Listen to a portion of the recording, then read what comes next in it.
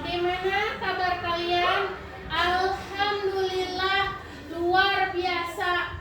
Yeay, sehat gitu ya. Oke, bisa nggak? Boleh ya. Bagaimana kabar kalian? Alhamdulillah luar biasa. Yeay. Ya sehatnya masih lemas. Ulang lagi ya. Alhamdulillah luar biasa. Ya sehat gitu. Oke, boleh ya. Bagaimana kabar kalian? Alhamdulillah luar biasa. Sesuai dengan materi kemarin, Ibu sekarang melanjutkan pelajaran fikih yang mengenai haid. Ya, pertama itu bukan haid, maksudnya tentang darah. Macam-macam darah, bukan haid ya, maaf sorry. Macam darah wanita. Nah, yang pertama ada darah haid. Yang kedua ada darah istihadah. Yang ketiga darah nifas. Yang keempat darah wiladah. Bukan darah wiladah. Oke, pertama Ibu menjelaskan tentang darah haid dulu. Darah haid yaitu adalah darah yang keluar dari kemaluan wanita pada saat si wanita itu sudah mencapai balik. Nah, biasanya itu darah haid keluarnya pada usia wanita itu sekitar 9 tahun. Ya, 9 tahun tidak terbatas, tapi biasanya 9 tahun sampai 15 tahun.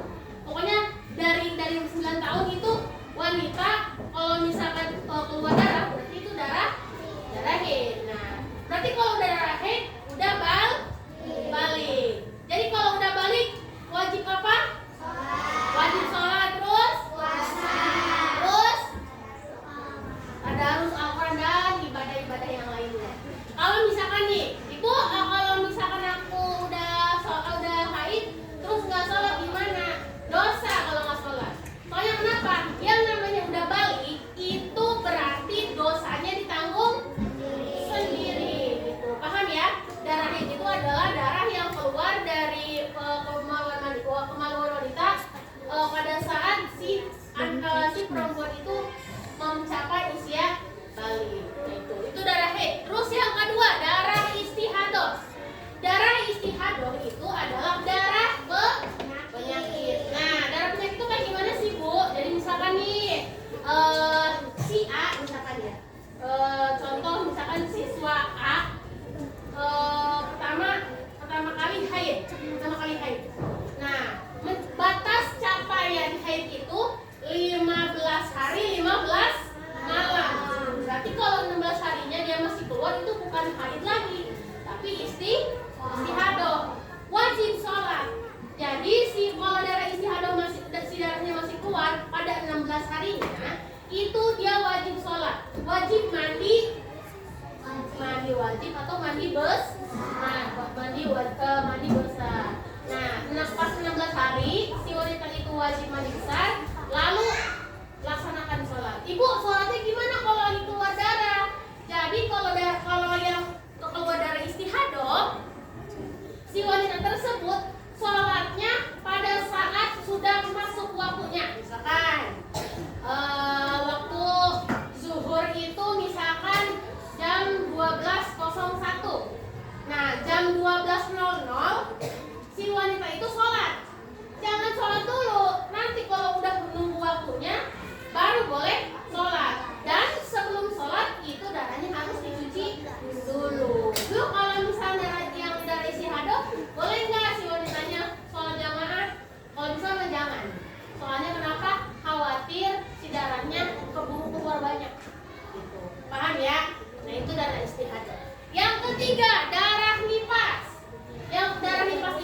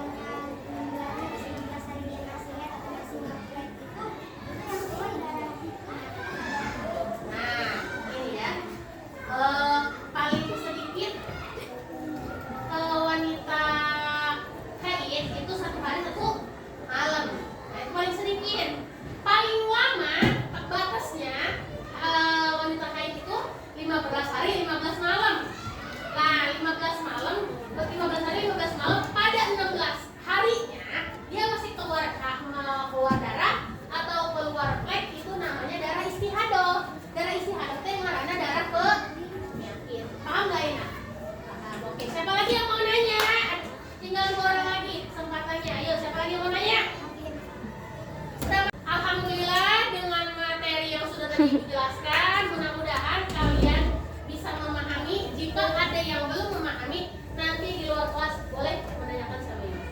Oke, kita tutup pelajaran hari ini tentang